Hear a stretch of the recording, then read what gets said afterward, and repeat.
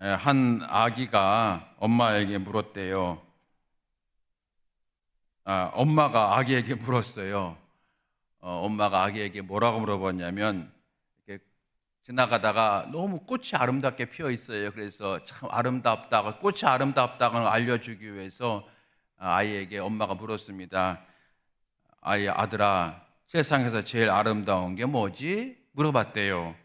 꽃이요. 이렇게 대답을 하기를 기대하면서 물어봤는데, 세상에서 제일 아름다운 게 뭐야? 했더니 주저하지 않고 이렇게 말하더래요. 나야. 나지. 이러더라는 거예요. 엄마가 당황했습니다. 얘가 벌써부터 아주 교만해졌네. 당황스러워서. 그래도 물어봤대요. 왜 너야? 왜 그렇게 생각해? 그랬더니 엄마가 나 아기 때부터 세상에서 제일 아름다운 건 너야. 넌 하나님의 아름다운 아들이야. 하나님의 아름다운 자녀야. 너는 엄마 아빠의 자랑이야. 네가 제일 아름다워. 매일 얘기했잖아. 그러니까 세상에서 제일 아름다운 사람은 바로 나야. 이렇게 말하더래요. 여러분 이해되시죠?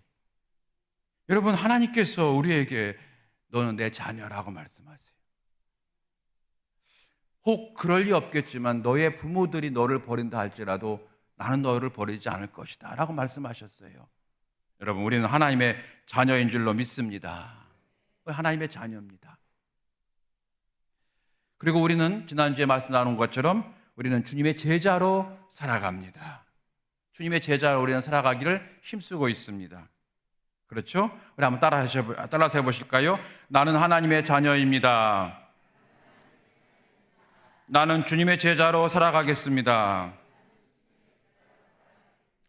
우리가 하나님의 자녀이고 나는 주의 제자로 살아가기를 우리가 애쓰고 있으면 하나님이 우리를 도와주시고 하나님이 우리를 축복해 주셔야 되는데 어떻게 게 우리 인생에 어려움이 오더라는 거예요. 내 인생에 어려움이 오더라는 거예요. 내가 하나님의 자녀임을 확신하고 주의 제자로 살기를 내가 날마다 힘쓰고 있는데 왜 우리 인생에 어려움이 오냐는 거지요. 그 어려움이 나를 낙심하게 하고 때로는 그 어려움이 나로 하여금 좀 신앙과 멀어지게 하기도 한다는 거죠. 그래서 오늘 말씀의 제목을 풍랑과 믿음이라고 하는 제목으로 부족하지만 이 부분에 대해서 부분적인 답을 얻으려고 합니다. 오늘 제목입니다. 풍랑과 믿음. 풍랑이라고 하는 것은 인생의 어려움이나 고난을 말씀드리는 단어, 고난과 어려움을 얘기하는 단어고요. 예기치 않은 어려움입니다. 생각지도 못했던 어려움입니다. 그런 걸 볼 때 우리는 모두에게 인생에 풍랑이 다 있는 것 같아요. 여러분, 크고 작은 풍랑이 있지 않습니까? 풍랑을 이미 지나셨던 분도 계시고 지금 풍랑 가운데 처한 분도 계실 거예요. 이 풍랑이 우리 가운데 있어요. 인생의 풍랑. 그런데 우리에게는 또다시 뭐가 있냐면 풍랑만 있는 게 아니라 오늘 설교 제목처럼 풍랑과 믿음, 풍랑만 있는 것이 아니라 우리에게는 뭐도 있다? 믿음도 있다는 거예요. 우리 하나님 믿고요. 우리 예수님 믿고 우리는 천국의 승리를 믿고 우리는 최후의 멸류관을 믿습니다. 여러분, 그러므로 우리는 이 인생의 풍랑을 믿음으로 극복하며 살아가는 성도가 되는 것입니다. 우리 인생에 풍랑이 있습니다. 그런데 우리에겐 믿음도 있습니다. 이 믿음으로 풍랑 위에서 풍랑을 지배하며 풍랑을 이기며 풍랑 속에서 어떻게 살아가야만 되는지 지혜를 얻으며 살아가는 믿음의 성도가 저이고 여러분인 줄로 믿습니다. 우리 다 같이 한번 따라서 합시다. 우리는 인생의 풍랑을 믿음으로 이기며 승리합니다. 할렐루야. 오늘 본문의 말씀 속에서 여러분 예수님의 행동을 살펴볼 터인데요, 예수께서 하신 모든 행동은 참으로 은혜롭고 아름답잖아요. 그런데 오늘 말씀에 기록된 우리 예수님의 행동은 조금 이상해요. 예수님이 오늘 말씀 보니까 날이 저물 때까지 갈릴리 호숫가 근처에서 말씀을 전하셨습니다. 여기까지는 이상한 게 없죠. 주님은 늘 말씀을 전하셨어요. 때로는 식사도 거르시고 말씀을 전하셨어요. 병도 고치셨고요. 이제 집으로 돌아가야만 되는데 그때는 여러분 지금처럼 전깃불이 있는 시대도 아니니까 집으로 돌아가야만 되는데 예수님이 갑자기 제자들에게 배를 타고 갈릴리 호수를 건너가자고 하는 겁니다. 말이 호수지 바다라고 말할 정도로 굉장히 큰 호수입니다. 더구나 그 저녁에 말입니다. 밤에 건너가자는 거예요. 참 이상해요. 이상하지만 제자들이 순종해서 배를 띄웠습니다. 배가 출발하자 예수님은 아무 소리 안 하시고 그냥 배 밑으로 내려가시더니 팔베개 하고 그냥 주무시는 거예요. 이것도 이상한 거예요. 하루 종일 말씀을 전하시느라 피곤하셨나 보다 이해할 수 있지만 예수님은 배에서 이렇게 주무셨다고 하는 기록이 다른 데 없거든요. 그리고 한참 배가 가는데 갑자기 큰 바람이 불어요. 광풍이 불어요. 미친 바람이라고 하는 뜻이겠죠. 사람의 힘으로 제어할 수 없는 바람, 풍랑, 이게 광풍이죠. 뱃사람인 베드로나 요한도 어찌할 수 없는 큰 바람이 불어오게 됩니다. 결국 자기의 능력과 경험으로는 통제할 수 없는 상황이 되어버린 거죠. 배가 침몰할 상황이 벌어졌습니다. 제자들은 두려움과 공포에 떨었겠죠. 제자들은 그래서 주무시는 예수님을 찾아서 예수님 어디 계셔? 저 밑에 계셔 주무셔. 그래서 깨웠어요. 예수님이 깨웠죠. 선생님이여 우리가 죽게 되었습니다. 도와주세요. 그러자 예수께서 일어나셔서 바람을 잠잠하게 하셨다. 그리고 제자들을 책망하십니다. 어찌하여 이렇게 무서워하느냐? 너희가 어찌 믿음이 없느냐? 이렇게 말씀하셨다는 거예요. 이게 오늘 본문의 내용입니다. 성도 여러분, 제가 서두에 말씀드린 대로 오늘 예수님은 조금 평소와는 다르게 행동을 하신 거예요. 이상하게 행동하신 거예요. 그러므로 오늘 예수님의 이 행동은 뭔가 의도적이라는 거예요. 의도적인 행동이다. 주님은 제자들에게 뭔가를 가르쳐 주시기 위해서 하신 거예요. 제자들이 평생 간직하고 가야 할 중요한 메시지를 전달하시고자 했던 거예요. 근데 말로 하면 잊어버리니까, 예나 지금이나 그 당시 제자들이나 우리들이나 말로 하면 잊어버리니까 하나의 체험을 통해서 알게 하신 거예요. 이 기적의 사건을 통해서, 바람이 잠잠게 되는 기적의 사건을 통해서 중요한 메시지를 주님은 말씀하고 싶었던 겁니다. 평생 살아가면서 잊지 말아야 될 메시지입니다. 그 메시지를 심어주기 위해서 주께서 오늘 이렇게 교육적 차원에서 의도적인 행동을 하셨다는 거예요. 그 메시지가 뭘까 하는 겁니다. 첫 번째는 우리 성도들은 전능하신 주님을 믿는 믿음을 가지셔야만 합니다. 하나님, 전능하신 하나님을 내가 믿어야 됩니다. 오늘 41절 말씀 보게 되니까 맨 마지막 상황이 종료된 다음에 41절에 이렇게 말합니다. 그들이 심히 두려워하여 서로 말하되 그가 누구이기에 바람과 바다도 순종하는가 하였더라. 그가 누구이기에, 예수님이 도대체 누구야? 이렇게 한 거예요. 예수님이 도대체 누구이기에 바람도 바다도 잠잠케 하느냐. 그런데 여기 말씀 보니까 이 얘기한 사람들이 누구냐? 그들이래요. 그들이. 여러분, 그들이 누구예요? 군중이 아니라 예수님의 제자, 배에 탄 그 사람들. 배는 여러분 예수님의 제자들만 탄 거예요. 그러니까 제자들이 말하는 거예요. 그가 누구이기에. 여러분, 그가 누구이기에 이 말은 보통 처음 만났을 때 하는 소리입니다. 저분이 누구야? 처음 만난 사람하고 하는 이야기가 그가 누구이기에 그거죠. 예수님과 제자들은 지금 처음 만난 사이인가요? 아니에요. 시간이 흘렀고 기적도 가르침도 많이 받았던 친밀한 사이입니다. 먹고 함께 자는 친밀한 사이입니다. 그러므로 이 사람이 누구이기에 라고 하는 말은 처음 만난 사람이라면 그렇게 말할 수 있지만 지금 예수님과 12 제자 사이에서 할 말은 아니라는 겁니다. 저와 여러분처럼 이렇게 일주일에 한 번씩 만나고 또는 한 주에 만나 이런 사이가 아니라 그냥 함께 새끼 함께 식사하고 함께 자는 그런 관계라는 거예요. 예수님하고 제자들은 지금. 그러니까 그 사람 제자들이 예수님 보고 저가 누구이기에, 이건 도대체 말이 안 되는 거예요. 그러므로 오늘 말씀에 그가 누구이기에, 이 말은 무슨 말입니까? 예수님이 누구이기에, 즉 예수님을 재발견한 거예요. 예수님을 새롭게 깨달은 거예요. 그동안 제자들은 예수님과 함께 있었지만 예수님을 대해서 부분적으로 알고 있었다는 겁니다. 말씀을 잘 가르치시는 분, 우리가 늘 의심하던 것들을 어려워하던 율법을 잘 풀어주셨던 분, 바리새인들도 꼼짝 못하게 할 정도로 권위 있는 말씀하신 분 정도로만 알고 있었어요. 그런데 이 사건을 오늘 이 사건을 통해서 말해요, 예수님이 누구라고 하는 것을 확실하게 알게 되었다는 거예요. 예수님은 여러분 누구십니까? 주님께서 어느 날 마태복음 16장에서 제자들에게 말씀하셨습니다. 사람들이 나를 누구라 하더냐? 예, 엘리야라고 합디다, 에레미야라고 합디다, 선지자라고 합디다, 세례 요한이 살아 돌아왔다고 합디다. 그때 예수께서 물어보셨잖아요. 너희들은 나를 누구라고 하느냐? 이 말은 무슨 말입니까? 너희는 나를 누구라고 믿느냐? 그럴 때 베드로가 주는 그리스도시요 살아계신 하나님의 아들이십니다, 아주 정확하게 예수님이 원하시는 대답을 했지요. 여러분, 이 질문을 우리 각자에게 해보셔야만 됩니다. 여러분에게 하나님은 어떤 분입니까? 여러분에게 예수님은 어떤 분이십니까? 여러분, 이 질문을 자주 하셔야만 됩니다. 이것이 바른 신앙생활의 출발입니다.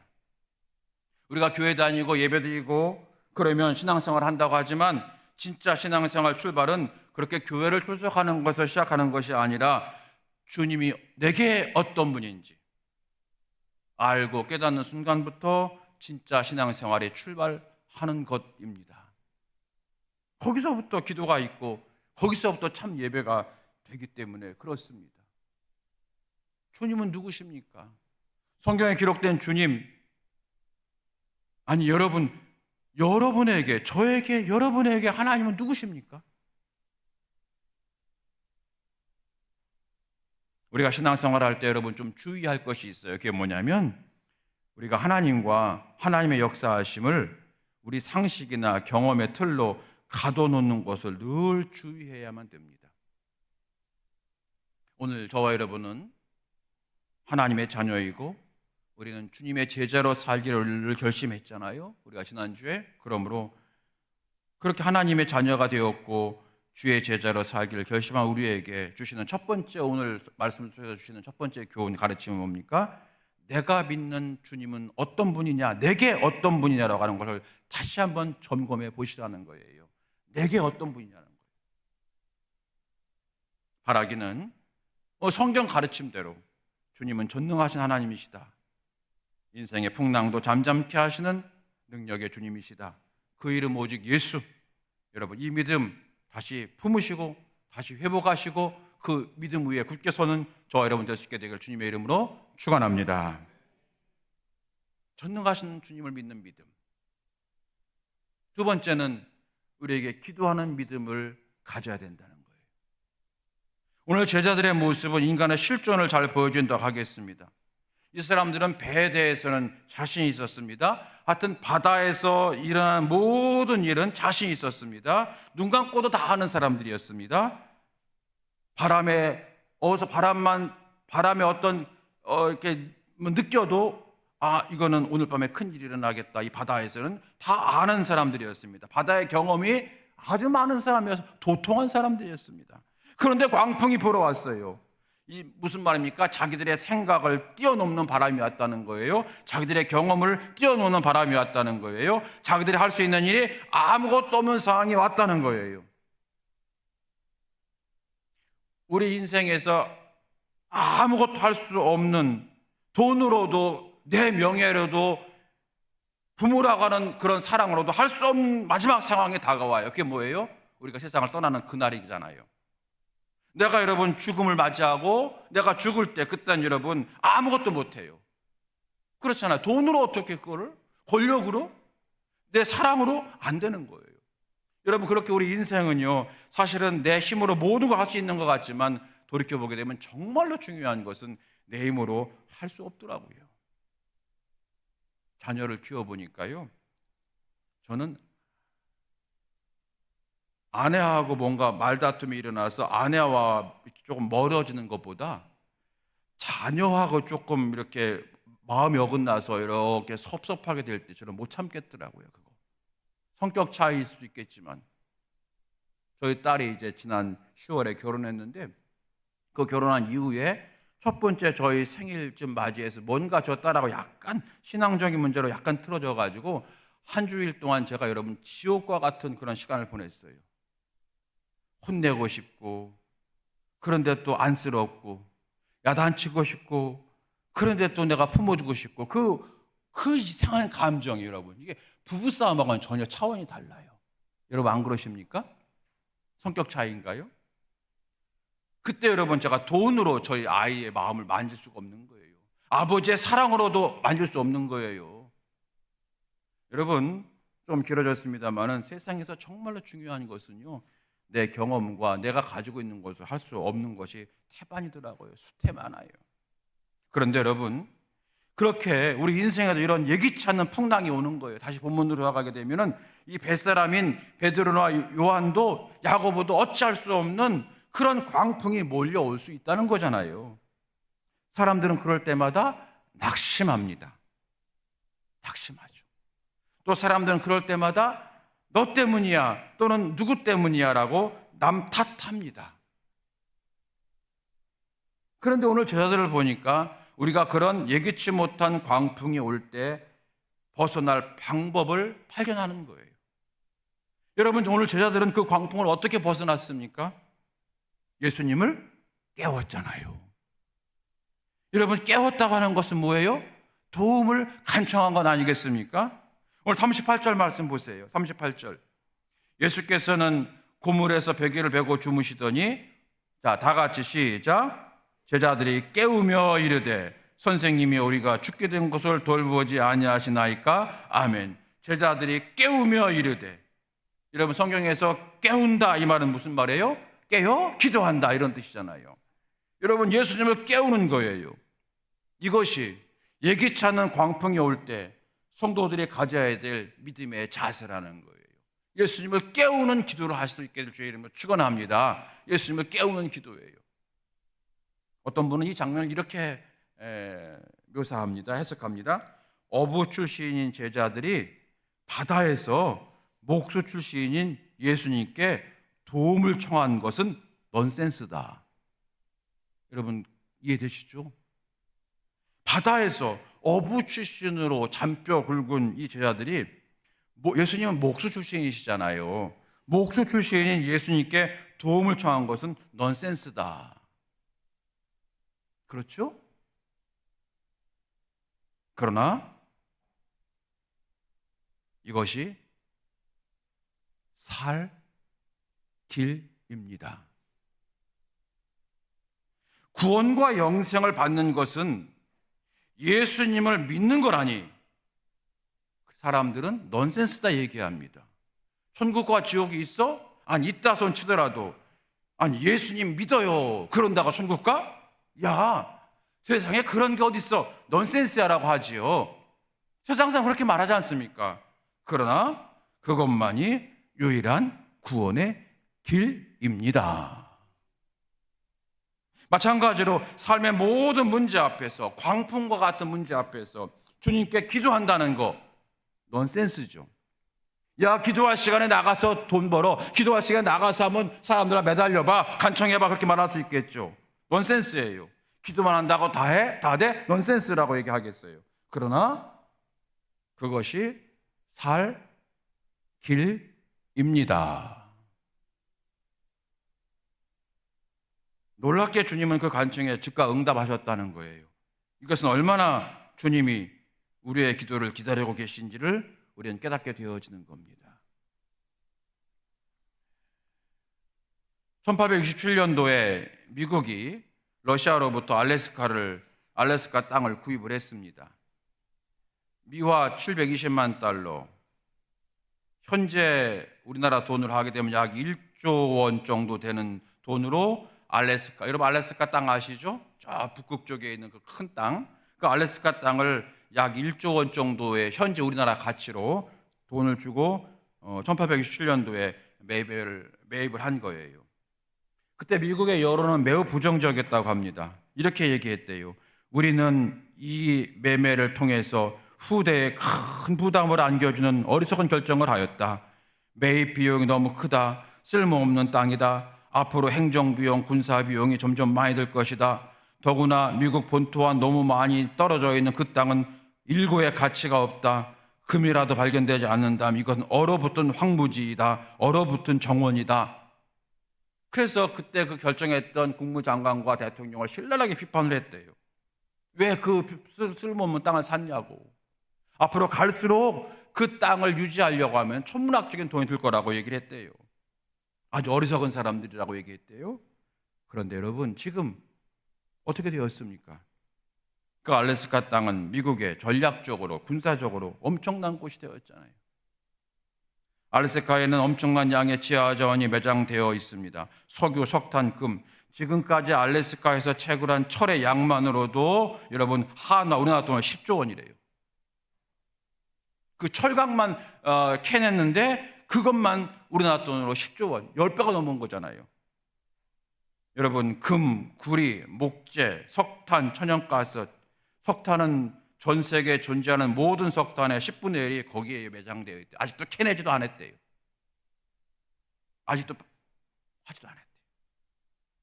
여러분, 그 당시 알래스카 매입은 미국 국민들로부터 국무장관 슈어드의 어리석은 짓이라고 혹평을 받았대요. 너나 가서 거기서 살아라 그랬대요. 그런데 그 땅은 지금 가장 소중한 미국의 자산이 되었잖아요. 저는 그 역사 기록이 생각날 때마다 우리의 신앙을 생각을 하는 거예요. 우리 성도들의 신앙적 행함, 봉사, 헌신을 생각합니다. 특히 우리 성도들의 간구, 예수님을 깨우는 기도를 생각하는 거예요. 우리는 믿어야 합니다. 기도의 능력을 믿어야 합니다. 기도할 때 주께서 일어나시면 믿어야 합니다. 알래스카 땅을 살 때 미친 짓이라고 했던 이 사람들. 그럼 어떻게 되었습니까? 여러분, 기도할 때 넌센스라고 하는 그 사람들, 여러분, 저는 반드시 믿습니다. 여러분, 기도의 능력을 믿으시고 오늘부터 여러분 다시 한번 기도의 성도로 살아갈 수 있게 주의 이름으로 축원합니다. 오늘 그걸 주께서 가르쳐 주시는 거예요. 아마 주님은 일부러 자는 채 하셨을 것 같아요. 제자들아, 앞으로 어떤 풍랑이 온다 해도 절망하지 말라. 기도해라. 원망하지 말고 기도해라. 그 비밀을 알려주시기 위해서 오늘 사건을 일부러 연출하신 것 같아요. 그러므로 우리도 생각하지도 못한 풍랑이 올 때 지체 없이 여러분 주님을 깨우는 믿음의 사람 되시기를 축원합니다. 여러분, 이제부터 인생의 광풍이 올 때 지체 없이 주 앞에 나와서 무릎 꿇는 저 여러분 될 수 있게 될 주의 이름으로 축원합니다. 마지막 세 번째입니다. 동행의 믿음을 가지라는 거예요. 오늘 40절 말씀입니다. 40절 보십시오. 이에 제자들에게 이르시되 어찌하여 이렇게 무서워하느냐? 너희가 어찌 믿음이 없느냐? 책망하신 거예요. 책망하셨죠. 그런데 어떤 책망하셨냐면 왜 너희들에게 믿음이 없냐? 그랬어요. 어떤 믿음이 없다는 얘기일까요, 여러분? 어떤 믿음이 없다는 책망이실까요? 주님이 함께 계시다고 하는 믿음이 없다는 거예요.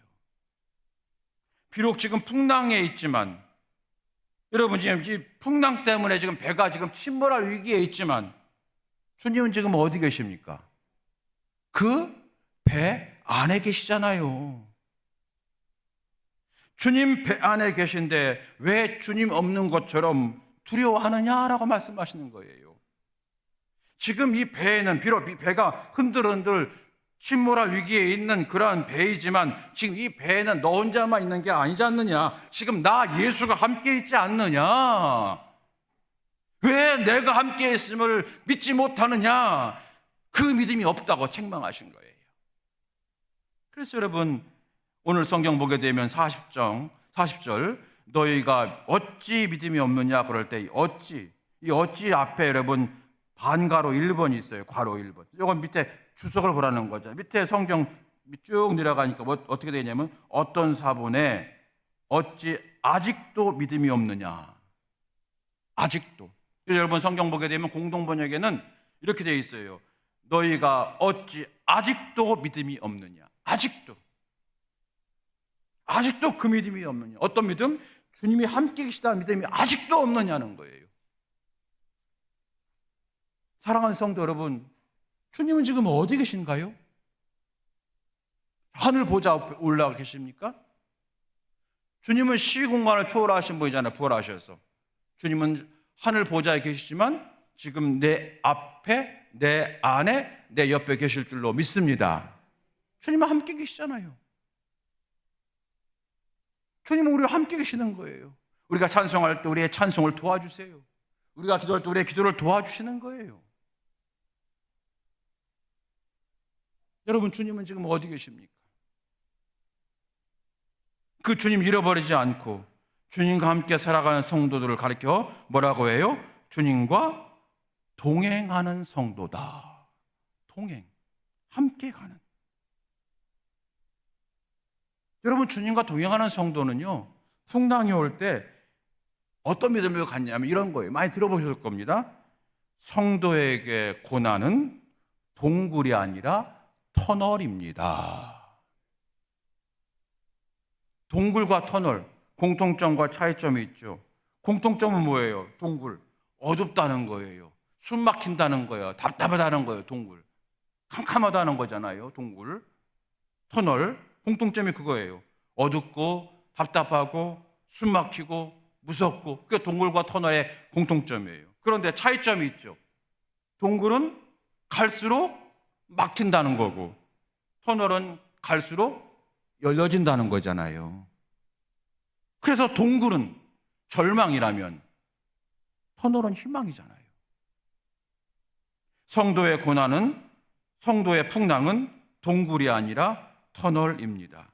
그 동굴을 터널로 만들어가는 비결은 기도하는 믿음이고요, 주님과 동행하는 믿음이 되는 줄로 믿습니다. 여러분이 잘 아는 그림 하나가 있어요. 많이 보였을 것 같아요. 주님이 업고 가는 그림 보십시오. 가만히 보세요. 여러분 아주 숱해 본 그림이잖아요.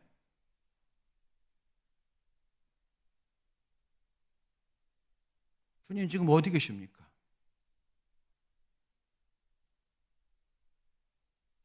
거듭 말씀이지만 이 세상이 전부라면 주님은 우리가 이 세상에서 원하는 기도를 다 들어주실 수밖에 없어요. 여기서 다 들어주셔야 되는데 우리에겐 천국이 있잖아요. 그래서 주님께서 이 땅에서 우리의 기도를 들어주시는 것도 있고, 때로 들어주지 아니하시지만 천국에서 완성시켜주시는 기도도 있다는 거예요. 그러나 분명히 여러분 기억하십시오. 천국에서 완성시켜주시는 기도가 더 큽니다. 더 그게 여러분 아름다운 거예요. 우리 사랑하는 안은준 기사님 아기를 이제 얻었는데, 우리 안집사님이 난 건 아니지만 애가 이렇게 왜 이렇게 안 나오려고 그랬대? 안집사 어디 갔어? 저 뒤에 있네. 애가 왜 이렇게 안 나오려고 그랬대요? 아니, 애 좀 빨리 나오게 하려고 어떻게 약물 했는데 안 나와가지고요, 고생 다 하고 12시간 24시간 다 고생하고 마지막 수술했대. 아유, 그냥 그놈의 자식 왜 안 나오려고 했지? 잘 모르지만 나중에 여러분 물어봐야 되겠지만 나가면 죽는 줄 알고 안 나온 거예요. 세상 편안한 데가 엄마 뱃속이라고 하잖아요. 가장 편안하게 잠을 자는 모습이 내가 엄마 자궁에서 뱃속에서 있을 때 그 자세가 제일 편안하다고 하잖아요. 세상 편안한 게 거긴 거예요. 그래서 나오라고 하니까 막 밖에서 막 소리가 나고 막 의사가 꺼내려고 하니까 얘가 무서워서 안 나가. 나 나가면 죽어 안 나가려고 했던 거죠. 그래서 그렇게 엄마를 고생시킨 것 같아요. 근데 나와보게 되면 엄마 뱃속과는 차원이 다른 새 세상이 열리잖아요. 천국도 마찬가지예요. 그걸 볼 줄 아는 자가 되어야 되는 거예요.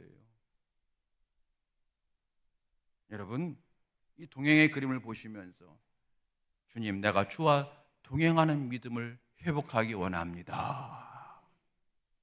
말씀을 정리합니다. 우리 사랑하는 성도 여러분, 오늘 말씀의 제목 풍랑과 믿음이었습니다. 풍랑은 우리에게 시시각각 다가오는 어려움과 고난을 상징한다 말씀을 드렸습니다. 그러나 우리에게는 풍랑만 있는 것이 아니라 믿음도 있다. 믿음으로 풍랑을 이기는 자가 성도이다. 우리 주님은 권능자이다. 우리에게는 기도가 있다. 우리 주님은 여전히 나와 동행하신다.